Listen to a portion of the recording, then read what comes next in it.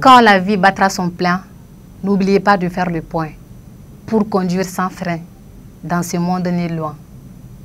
Je vous dirai ces mots sans beauté, sans poésie, sans slam. Je vous dirai autant de fois jusqu'à ce qu'il épuise mon calme autour de mon thé. Même si je saigne à chaque syllabe, à chaque lettre, je supporterai ce mal de l'être pourvu qu'il me délivre de mon mal-être. Sans haine, je confesse pour mieux être. Papa voulait que je sois dans le bureau. Maman voulait que je devienne une bourreau. Les proches me voyaient dans l'autre. Mes frères et sœurs me voyaient comme prédicateur, protecteur en outre. Moi, je me voyais comme un Dieu qui a pour mission de parfaire certains lieux. Je me perdais souvent sur le tremplin que la vie m'a fait emprunter, celui d'être un peu incertain du lendemain. Les parents et leurs projets, la vie et son regret.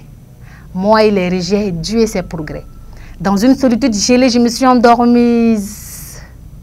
La dépression était l'amie de toutes les nuits. Des jours et des mois, je me remettais en cause, me demandais si je dois faire une pause ou sauter sur l'amoureuse. La sérénité pleine les poches, je m'accroche au projet des parents, celui de réaliser leurs désirs et aller de l'avant. Kobeka Kirei, au-delà de la belle afia. Wallahi, je n'ai pas choisi cette lignée et seule la vie peut en freiner.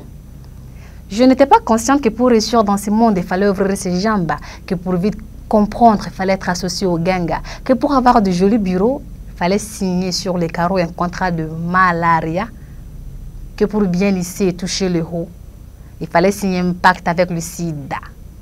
Le monde, une réalité de fatalité. Cette dualité entre les patrons et leur personnalité. Cette supériorité entre les illettrés qui se font appeler des gens lettrés.